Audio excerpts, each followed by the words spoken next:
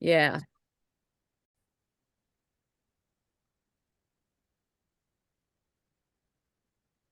Okay, I'll admit all.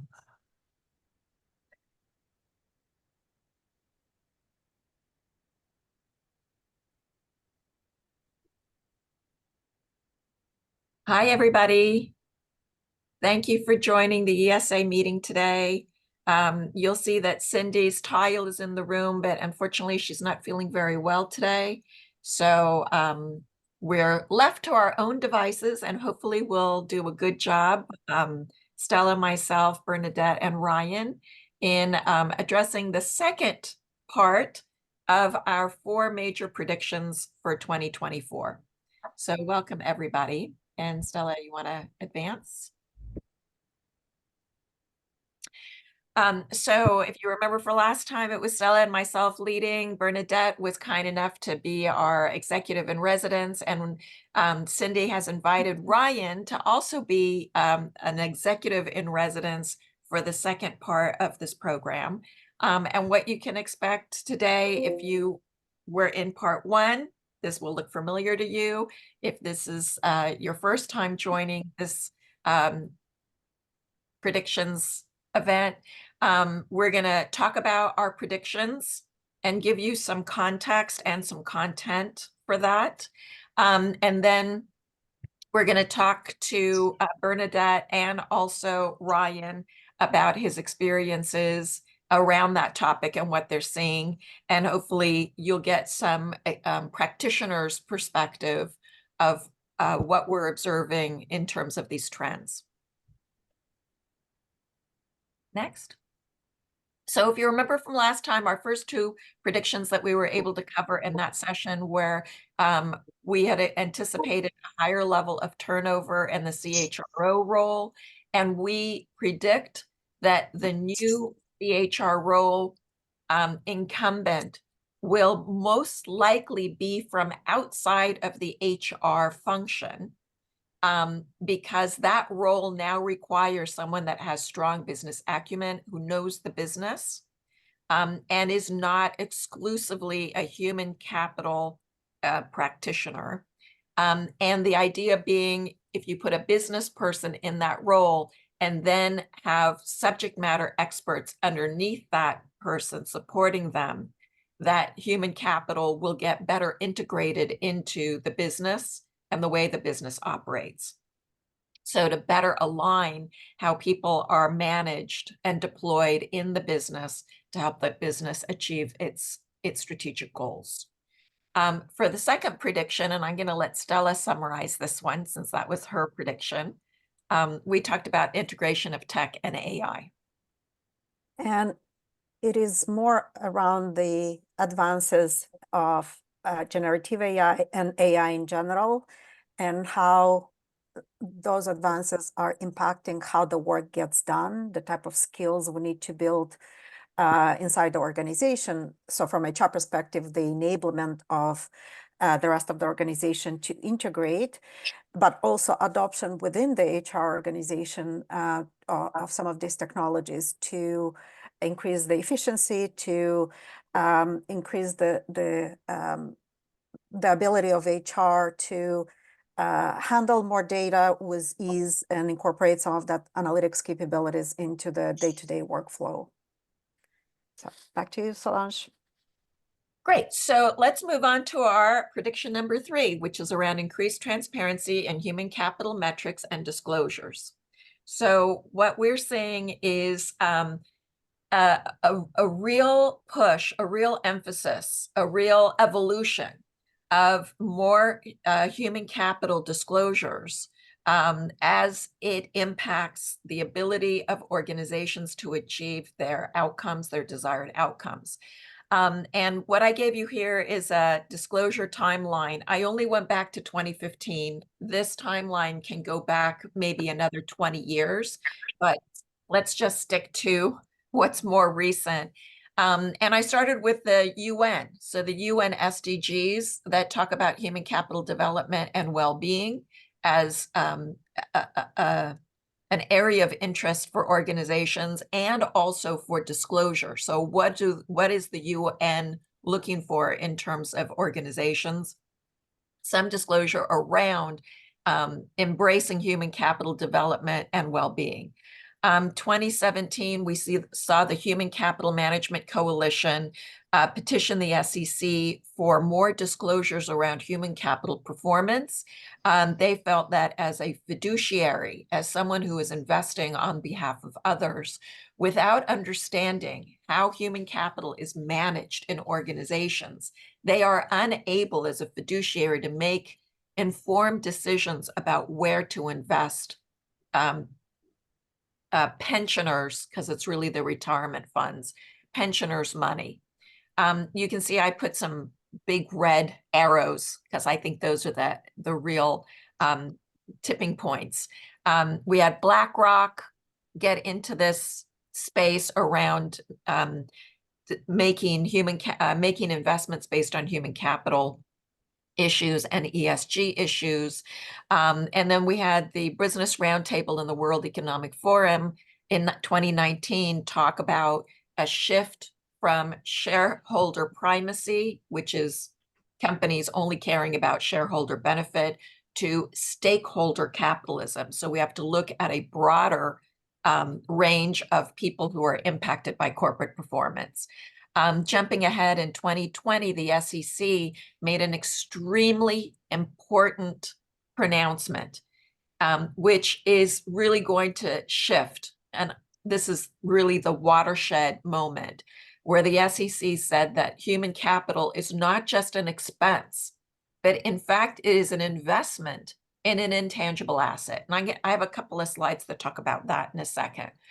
But this is going to reframe the way we think about human capital and investments in human capital, not just as a sunk cost, but as a way to generate enhanced or accretive financial performance for organizations. 2021, we had the CSRD in Europe come up with standards, which in fact that they passed in 2023. As you can see, 2023 plus, we have EFRAG. So the CSRD is looking at human capital and employee-related metrics. In 2022, the ISO organization, the International Standardization Organization, reopened 3414, which they passed in 2018, to modernize what they had set as a standard for companies to think about. That 3414 update started in 2022. I am on the committee that is updating that standard, and that's going to be ready to go probably in 2024. And it really integrates everything that we're seeing in the marketplace, the EFRAG, ESRS standards, the World Economic Forum. So we're trying to make this sort of the bedrock of how to think about capturing human capital in financial or in data analytic metrics to help practitioners make better decisions based on data and to tie it to sustainable corporate financial performance. So I think the headline is human capital can move the needle on corporate financial performance.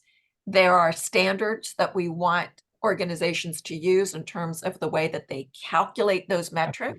And we want to provide an opportunity and some guidelines on how organizations can frame the message about human capital performance as a driver of sustainable corporate financial outcomes. So that's the big headline.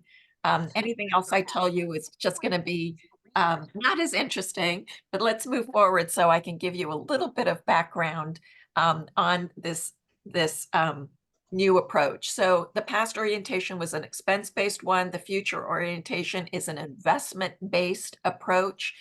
And when you think about investment, you want to automatically think about return indicators. So we have this new vocabulary that we can start using to really understand the macroeconomic impact of human capital on corporate financial outcomes. And these you know, this vocabulary is human capital return on investment, HCROI, human capital investment intensity, HCII, human capital value add, HCVA, human economic value add, human capital market value, and other ratios related to key financial performance indicators. And all of these are actually captured in that ISO standard, and also captured in the EFRAG ESRS standards, as I said, that was passed in 2023 and will go into effect in 2025. So we have 1 year to work things out. Next slide. Stella, thank you. Yeah, sorry. Sorry, that's okay. The reason that this is all important, it is so important, is because it's all about materiality. And what is materiality? Materiality is the concept that if something is disclosed by an organization, it will change the investment behavior of the investor, right? So that's why we have organizations talk about class action suits or big legal or risk exposures, because we want to inform the investor of anything that may change their investment behavior. And human capital is now classified as a materiality indicator. In the United States, we define materiality from a financial perspective and from a legal perspective. In Europe, they expand that to say, to capture materiality as a social impact. So they are much more aware and more in tune to social impact than the US is. And I'm not going to go through all of these because I really want to hear from our executives in residence.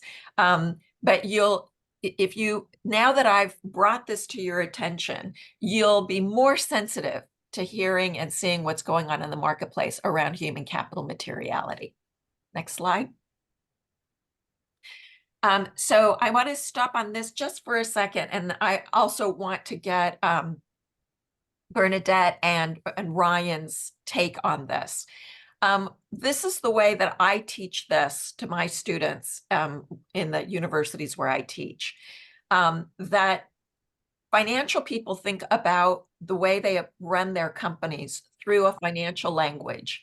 And they're basically these different types of financial ratios that measure efficiency, how well the organization is working from an operational perspective, liquidity and solvency ratios, how well the organization can meet their short-term and long-term financial obligations, profitability ratios, how well the organization is performing from a profit perspective and from a return perspective, and then valuation ratios, which basically help organizations understand how much their companies are worth.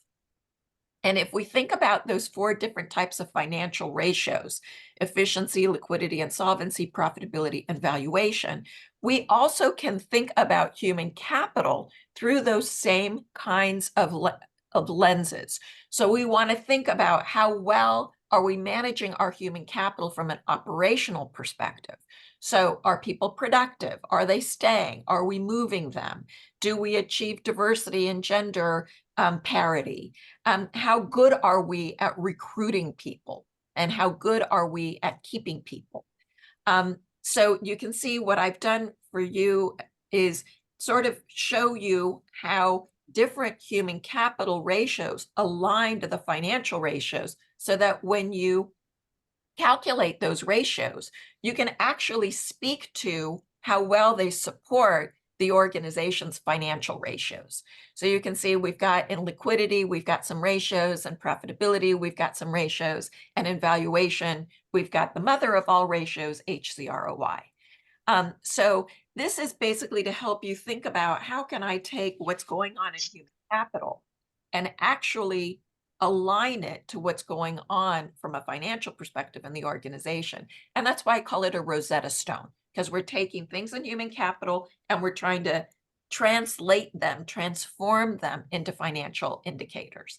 And Ryan, I see you nodding your head, so I'm going to turn to you first. I'm going to ask you to give us your take on this, what you're doing at Thrive, how this fits into your operating approach.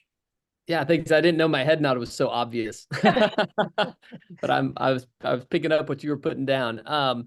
Yeah, so what we're seeing is just we have this activity. I'll share this with you. This will give you a picture. So we do an activity in our leadership academy with all of our general managers who are restaurant leaders. So I'm in the restaurant business. We've got restaurants spread out across 18 states for those of you that I haven't met yet. And so we'll gather people together. And one of the things that we teach is finance. So a lot of people don't have financial education coming into our business. And so we want them to understand how their individual P&L works for their business. We have 180 businesses that people are operating. And so we get them together in a room and we make it a life-size activity. So on 8.5 by 11 sheets of paper, they write down, all the P&L aspects. So cost of goods, cost of labor, income, semi-variable expenses, all the way down to EBITDA, net profit, all that, right? And then that's in one column. And then the next column is, okay, so what is the performance metric? So if you're spending $1 million on food, how do you know if you're spending that effectively or efficiently? So we have performance metrics. And then those performance metrics are made up of processes, right? And those processes are all made up of tasks. And there are people that do the tasks that contribute to the processes that contribute to the performance metric that get us the financial outcome on the end. So we go all the way through and we have 7 columns that we end up with. And on the very end is who is the person responsible for leading the people that are performing the tasks. And what we do is we connect the financial picture, the metric picture, all the way to behavior. Because if you don't, all you do is mess around with the numbers, but you create no sustainable change. And so we use this exercise with our operations leaders to say, hey, the team you pick are these results. These numbers are simply a symptom and an outcome of people's choices and their behaviors and their attitudes. And so then we teach people how to create an experience that gets the best out of people, that gets the best of their behavior, the best of their attitudes, to see where along this line, if we're trying to change the outcome on food cost, what behaviors are we actually addressing? And how do we do that in a sustainable way? So I love what you're talking about, Solange, with these metrics, because they are really the indicator of how well we are stewarding the people and helping them develop the skill sets that are needed in order to improve the business, which benefits all of us. And so that'd be one thing that I was thinking through as you were going through those metrics is just connecting people, connecting the financial outcomes and the people behaviors across the organization. And how long has it been since you've adopted this approach? And can you pinpoint that is actually driven better outcomes? Yeah, absolutely. So we've been doing it for about 10 years. And, you were talking about building enterprise value, and for shareholders and investors. The place that we have seen it really benefit us is as we've gotten good at taking care of people and creating an environment where people have responsibility, they have the tools, the resources they need to win, they are trusted.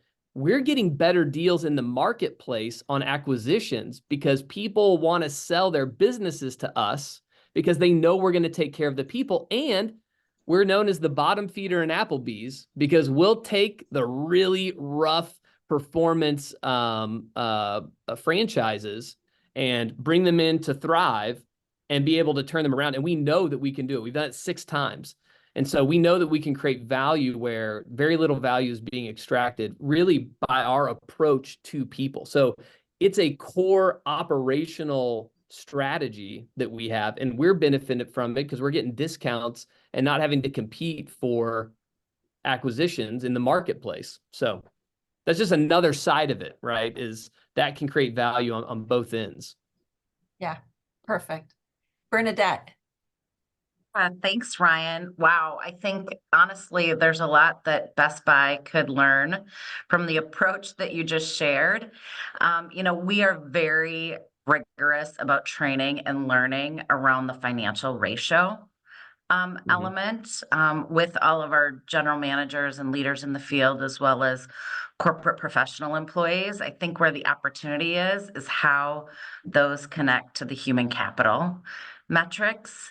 And we're just, I think, on our beginning journey with that. We have continued to invest in advanced analytics throughout the last several years, including labor analytics, workforce analytics, and then really, how do we align to market analytics? Best Buy, I think in the past has been really organized by revenue channel, right? So our .com business, our app business, our store business, and then with supply chain, being such an integral component, especially with online sales. And we're really bringing that all together to manage market by market, right? And so we're seeing this movement with our advanced analytics and how we're looking at things on the health of a market. So market health indicators and how that comes to life through our people, right? So I see us heading in that direction, but I think you're a lot more sophisticated in how you connect all those components. I think one interesting thing from my perspective in my role as head of talent acquisition is that the future generation gets this. They understand this and they ask about it. So more and more and more do we see like our early careers candidates asking to read our ESG report. Things like this matter. They want to know through metrics how we think about our human capital as an investment, as well as other really important cultural things that come out of an ESG report. But I find that really interesting, definitely the trend. And I think we can learn a lot from people like you, Ryan, but also from our early careers generation and how this is a critical component to how they evaluate who they want to work for. Excellent. And Stella, can you advance the slide? Because I think this is a good segue. So Bernadette, you were talking about your, your hires, your early managers wanting to understand ESG, right? Read the ESG reports. It's one thing to understand metrics and their relationship to supporting sustainable financial performance. It's a whole other thing to communicate that in terms of transparency. So what are the things that you're doing at Best Buy? And Ryan, I'm going to ask you this about Thrive, in terms of not only deciding what you're going to communicate and who you're going to communicate to, but how you communicate those messages. I think that's really important. Absolutely. So when I was thinking about this question and prepping for this question, I was thinking primarily of internal stakeholders, right? And the inclusion, diversity, and equity conversation really comes to mind in some lessons learned we've had in that space. Meaning we've, back us up a couple years, did a great job with providing these robust metrics and information to our leaders across the organization as an inform, right? Fancy dashboards and understanding of the health of their organization from that lens. But it wasn't until we said, okay, this is a conversation and an action plan, right? So metrics all by themselves are just information and metrics. And so to me, communicating the significance and context, it has to be a conversation. And so, for example, in my head of talent acquisition role, reporting to the chief inclusion, diversity, and equity officer, we would set up quarterly meetings with our highest level officers in the company to walk through the metrics and to answer questions and to dig deeper and to drill into the information. And out of every single meeting would come 1 to 2 action items, right? And how we can improve those metrics. And then we document those action items, we follow up on them, and next quarter, we reconnect to what we agreed to in the previous quarter. So that's just one example. But throughout, my life as a leader here at Best Buy, to me, like in-person communication, talking about actions and following up seems to be the most effective way to really help leaders and stakeholders understand what's behind these metrics. And this is both for you and Bernadette and for you, Ryan, is there's internal tension that's built up in terms of risk management and transparency, right? So I see this all the time where the GC says, oh no, let's not tell anybody anything because that's too risky. Let's just tell them the bare minimum. And pretty soon the bare minimum is going to change because of the ESRS standards in Europe and the SEC anticipated disclosure requirements. So, you know, obfuscation is no longer going to be an option. So how are your organizations even processing this tension between having to say something and not saying anything at all? Yeah, so I think for us, I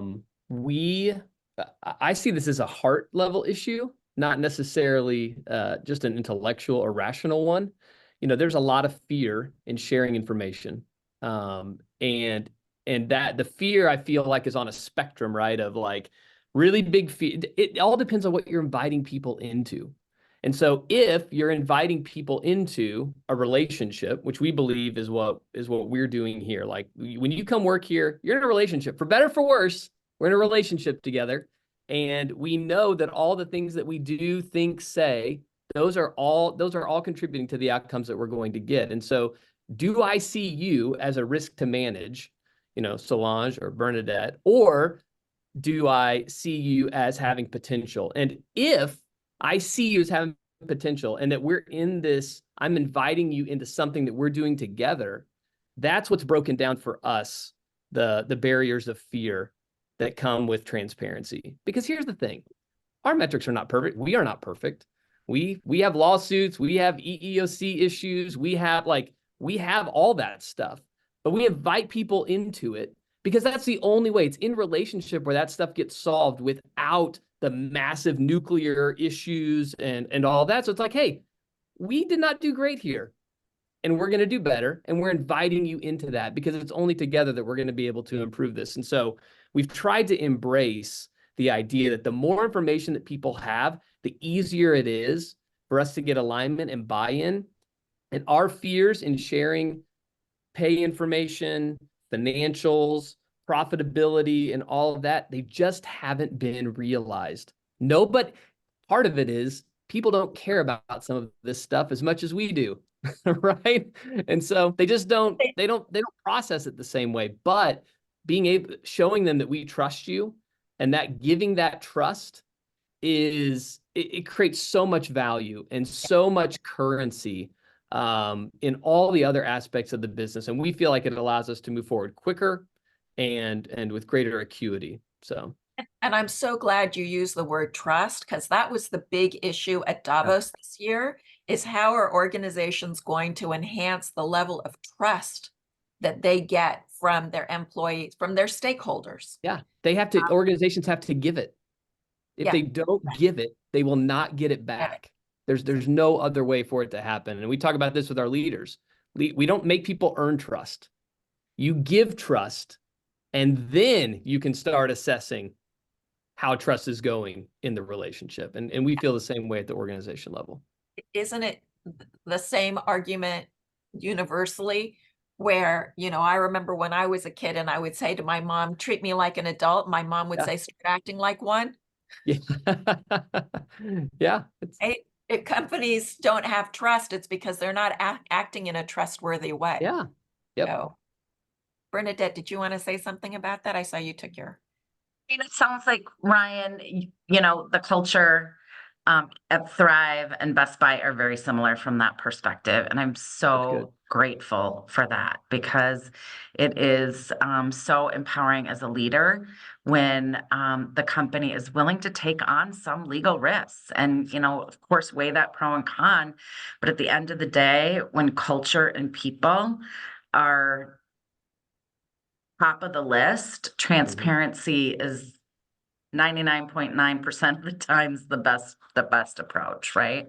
Yeah. So yeah, we're very similar with how we think about transparency in our metrics. Okay, unless there's anything else that you guys want to talk about on the topic of transparency, let's move on to the next prediction. Solange, there are a few questions in the chat. Would you like Yeah. to? Let me look at those real quick. Yeah, there are a couple of questions for Ryan about your metrics. So Ryan, maybe you want to take a look at them. And then there's a question about turning insights into actions and translating to business impact in your context. Yeah, Rick, to your question, yes, we have, and it's been a challenge, but we have come to the place where we've been able to have metrics that we can use across geographic regions, across different pay scales and state issues. So like one of them I'd highlight for you is our productivity metric. So when we look at productivity, we look at the number of guests and how many hours it takes to adequately serve those guests, as opposed to doing like a labor yield that includes like wages and things like that. So we've had to normalize around, just different pay scenarios because of all the different states that we work in. So we have several, and I'd be happy to share them with you, but that's just one example on labor productivity.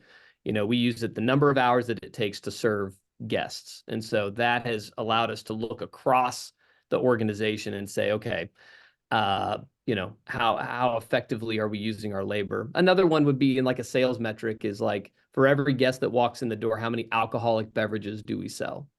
And that, again, fluctuating prices on alcoholic beverage sales, but that allows us guest and items sold. And those have really helped us manage across geographies and different operating environments. So. Thank you. I'll give an example of turning insights into action, because this is pretty specific, and it's a role that I was in previously as head of employee and labor relations here at Best Buy. But taking a look at our annual engagement survey, right, and really creating a heat map of what locations across the organization are at most risk from an engagement perspective, right? And so my first year in the role, there was a list of, let's say, I won't give you the exact numbers, but let's say 10% of our stores, right? So 100 out of 1,000.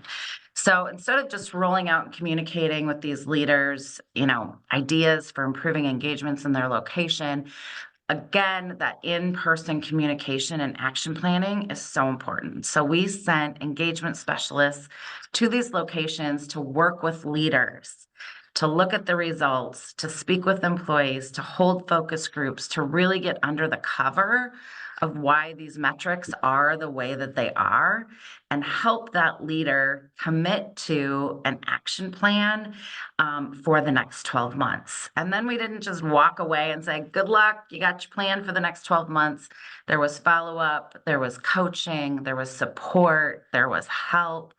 And so we took that 100 for purposes of this conversation down to 30 within 12 months because of that in-person communication and looking under the covers of these metrics, because the metrics only tell, one side of the coin. You got to flip it over to the other side and say, what's underneath this that's driving these metrics, and how do we create action plans and then follow up on those action plans. So I think that's one good example. Thank you. All right. So we'll switch into prediction number 4. Probably we'll go a little faster with this section, so we have sufficient time at the end to hear from everybody in the room.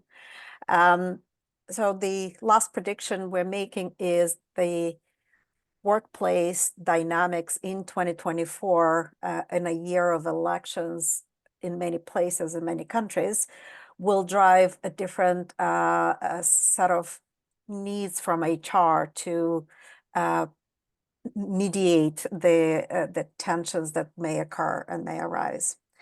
So 2024 is a year that it's known for the fact that about half of the world's population will experience or have already experienced an election in their countries. So of course, you know, we see news and degree of democratic or ability to express your democratic voice around the world. And we already see in many parts of the world, including in our country, emerging tensions and emerging conflicts as people take sides and start engaging in the conversations. And from workplace perspective, I think it's a risk management strategy that we need to start thinking. What are the macro level issues that we need to consider that will potentially impact the business environment, and be that, you know, impact on the supply chain or geopolitics that may drive different business decisions that companies need to make.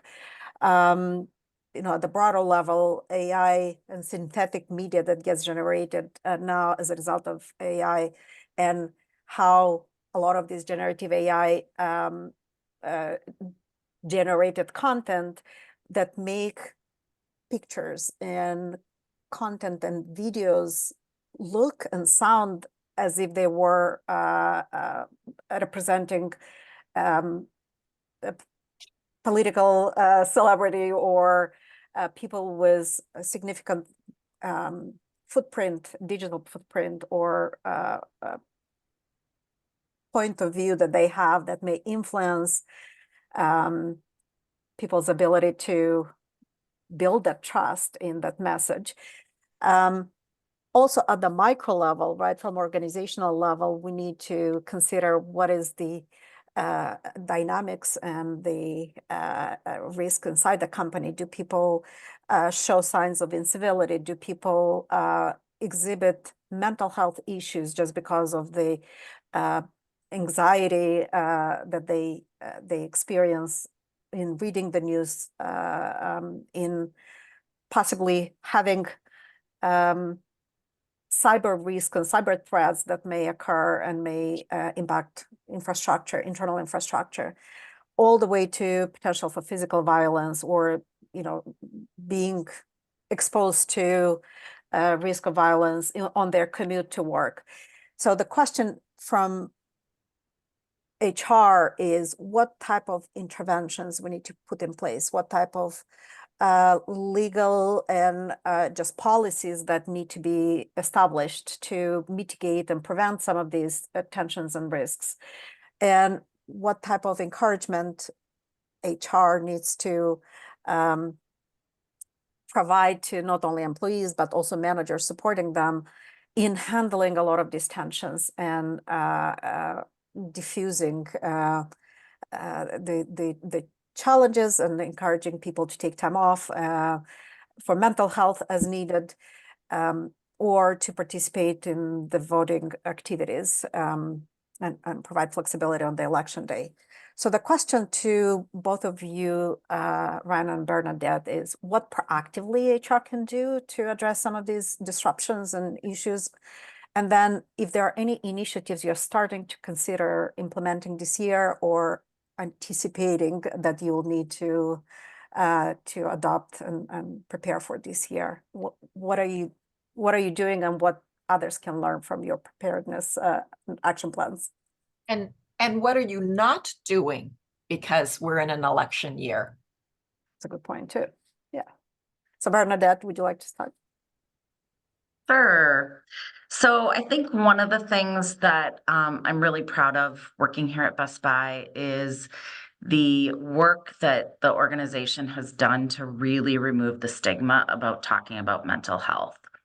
So back in around 2018, 2019, one of our senior executive leaders here at Best Buy started becoming aware of different scenarios and employees that were struggling from a mental health perspective. I was actually in employee relations at that time. And so, you know, a lot of the scenarios would come in through that channel.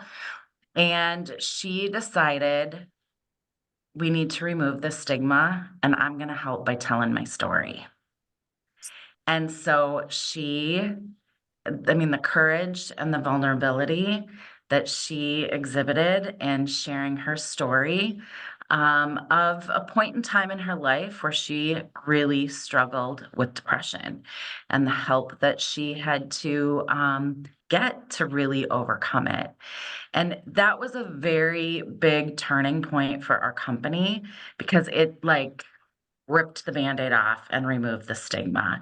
And I know this individual, at one point, she quoted to me, and I'm sure it's more since then, like 300 employees, 350, I think she said, employees that wrote her personal emails, basically saying, you saved my life, you changed my life, I got help. I might not have been here today if you didn't tell your story. So I think storytelling is so powerful and so helpful. So since that moment, we have really enhanced our mental health resources. We've gathered feedback. We've worked with our rewards team to be able to provide the best mental health resources we possibly can. And then we talk about them a lot. So, I'm not aware of any special group formulated to prep us for an election year. There might be one here at Best Buy, and I'm just not aware of it. But I will tell you that any of these moments in time where there's political unrest, social unrest, we've had plenty of that here in Minnesota, our employees are reminded of mental health resources. So that's a really, really, really big component. I'm also super proud of the continued enhancements to time off. We just rolled out a few new ones this year, including the ability to opt into a partially paid sabbatical. And some of the storytelling around that approach too is about taking time for yourselves before you enter a mental health crisis, right? And so some really great initiatives around that. And then I'll also share Best Buy does a good job at what we call candid conversations around sticky subjects. So I'm sure there'll be candid conversations that are where all employees are invited to talk about a particular topic during the election year. And then we also bring in speakers from all sides. So they're called Think Blue presentations and really lean into that conversation on all sides. I shouldn't say both sides, there's many sides, but to not to help really get people out and active and voting in an election year. So those are a few things that Best Buy does. Brian, what about you at Thrive?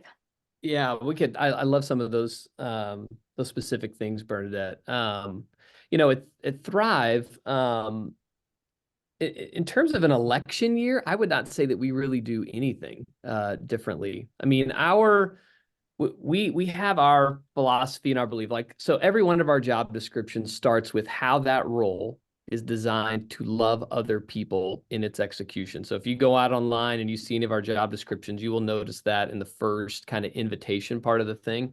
So we see ourselves as loving people with food. We serve the general public. We've got 25 million people coming through our restaurants every year. Our employee base is as diverse as the people that we serve. I mean, we're just deeply embedded in these communities. And so, we deal with violence in the restaurants, guests on employees, sometimes employee on employee. I mean, it's a dynamic environment. We pour a lot of resources into our general managers around nonviolent communication, how to de-escalate. Like Bernadette said, we've destigmatized mental health. We talk about it all the time. We've made it free on Teledoc for people to have counseling, psychiatric visits, things like that. So we've tried to create open access. And then also through our EAP. But really, we try and equip the leader of the particular business to be able to navigate these situations. And then the expectation is that they're taking that into their teams, into their leadership teams, and their leadership teams are taking that to their teams. And so we use more of a cascading model like that. With our flexible schedules, voting isn't usually a problem for people because they can kind of come in and, schedules are pretty flexible, but it is something to think about. And I'm going to make a note on that. I think it's good to make sure we have time set aside for that. But yeah, I mean, we try and really ride our culture through any and every situation that arises, whether it was the pandemic, whether it's an election year, whether it's supply chain disruption. It's like, look, nothing about any of that changes what we're trying to accomplish. And so in that context, how do we apply what we believe in our philosophy to that specific situation? So that's kind of how we navigate a lot of these issues. I love that. I think both of your points is you don't treat the election year as anything different, right? You build a lot of these risk management and mitigation techniques in part of the general running the business, and as a result, it enables you to deal with the spikes and That's how we do it. Abnormal years. The other part that I loved is you're empowering teams on the ground to handle them, because every state, every restaurant probably has its own culture and its own unique needs. So lowering that center of gravity, not assuming that at the center you know everything, but you give the power locally to the general manager, to the team leader to handle that, and to people themselves to handle their own needs and issues. Solange and I are also in the midst of writing a blog post on the importance of rest at work and how much giving yourself the permission, but also taking ownership over that responsibility to know when it's time for you to take a break, how much more positive impact that will have on the business outcomes and ability to stay productive and effective. Stella, can I say something about that?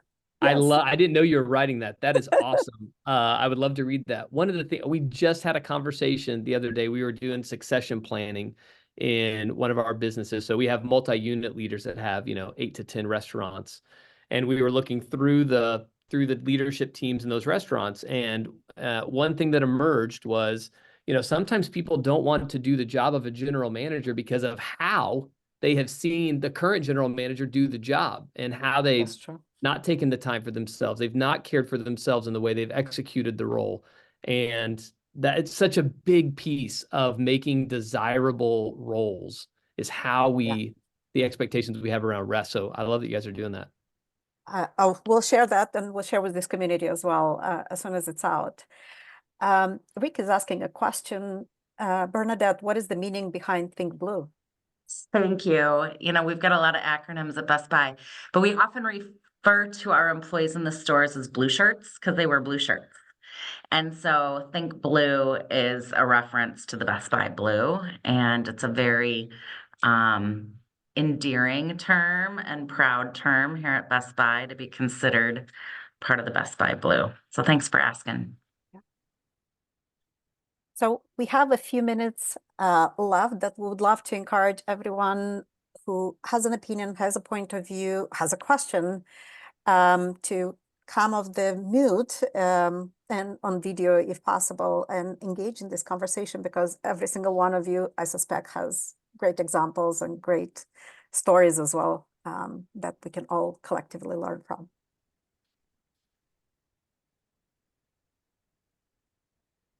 And it could be related to the loss prediction, or I suspect there is probably a lot more thought and implications related to the disclosures prediction as well.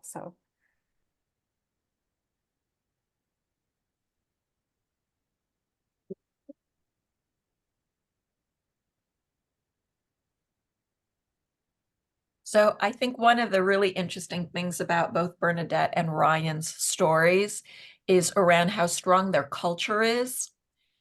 So, Think Blue is a very strong cultural norm.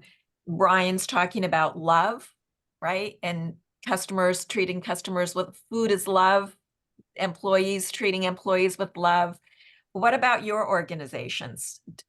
Do you share if you've got this central cultural theme that you rely on in terms of how you think about your programs, how you think about employees, your customers, and how do you keep that alive?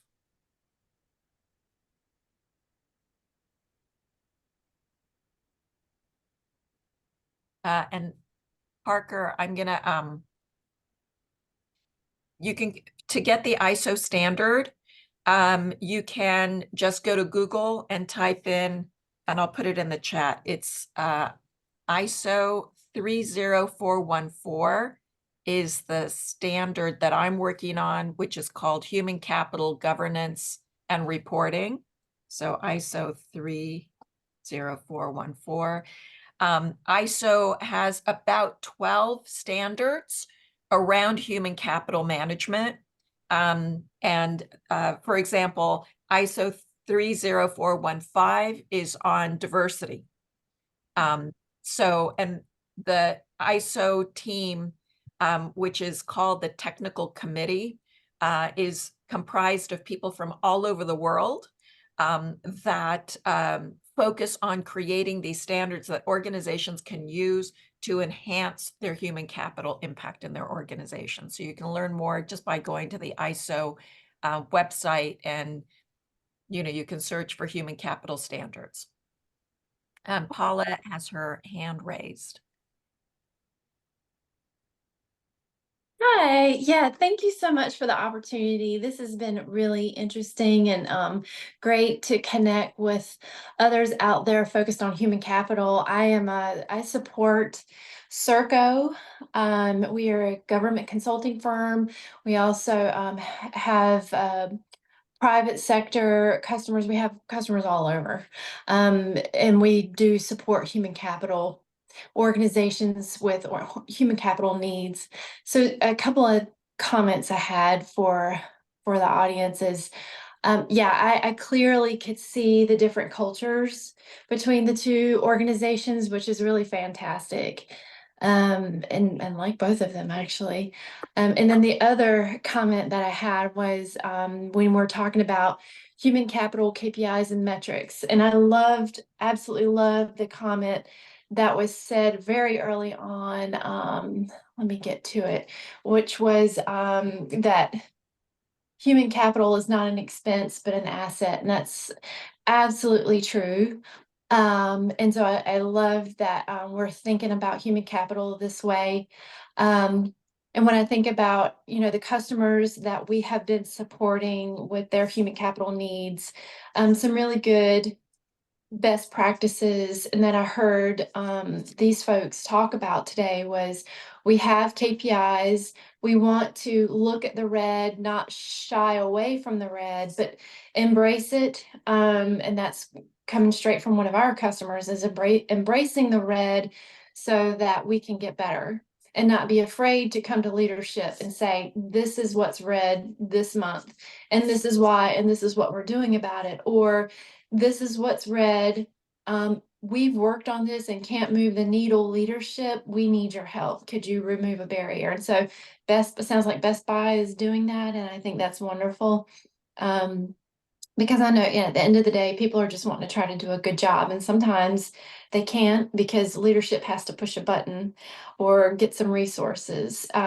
So I just wanted to commend you both for a job well done on the human capital front. Thank you, Paula. And I think this ties also to a question from Mike in the chat as well, that it's how do you integrate both qualitative and quantitative data and information to communicate more effectively, because finance and leadership cares about a lot of the quantitative, but from a HR perspective, I think we need to also tell the stories, back to the comment you made earlier too. Yeah. And it really is about creating a compelling narrative. School is fun because you make friends, but school is hard because they... So it is about creating that compelling narrative. The way that I try to frame this with my clients and with my students is you want to create a business case. So it's not just is HR achieving their goals, but are the goals that are being achieved supporting the business and achieving the business outcomes? So we need to connect the two. So it's not just qual and quant information. It's really how you create what I call a compelling narrative. Compelling narratives drive people, inspire people to action. So you can tell a narrative, you can tell somebody a story, but a compelling narrative drives people to action. And that's, I think, what we're hearing from Paula and from Bernadette and from Ryan, is that they are using data and data analytics to create that compelling narrative that drives the organization to action. And the data analytics should be used to inform better decision-making so that we take HR out of the realm of superstition or opinion or qualitative, subjective, into a domain space that's fully supported with evidence. And that's how you convince business people to take action, is by showing them evidence. So in this, oh, go on, Ryan. Oh, I was just gonna say, that's a great approach, and I would just to even take it down even a little bit further, find a compelling problem that the executive team's trying to solve, and then take that one problem apart and like, hey, what is the qualitative driver of this quantitative problem? And then, like, I found that, over time, you get once you start doing that, you get the opportunity to do it more and more and more and more. And then those metrics become a part of just the how we do business. But if you haven't done that, or you guys aren't using qualitative metrics, find that one compelling problem and start there. And then over time, you'll be able to do exactly the same thing with other issues. And then all of a sudden you're leaning on the qualitative data, just like you are on the quantitative data, to drive the change. So you build the muscle, slow and steady. Yep. In the spirit of taking rests, we want to honor your need to have breaks and little decompression time between meetings. So we'll wrap it up. So you have a couple of minutes left to recenter before your next call. So Solange, would you like to bring it home? Yes, thank you everybody for your time and your interest in this topic. I'm sure that Cindy thanks you very much for being part of this group and this network and supporting the dissemination of important human capital approaches and information. Thank you to Bernadette and for Ryan for sharing your stories. You bring this topic to life. Looking forward to seeing all of you at the next ESA event. Please reach out and connect with both Stella and myself on LinkedIn. And if you want to continue a conversation, please, reach out to us. We're happy to schedule time to speak with you. So thank you again, everybody. Thank you, Bernadette. Thank you, Ryan. Thank you. Thank you all. Thank you, Thanks, everyone. Bye-bye. Bye. Bye. Bye.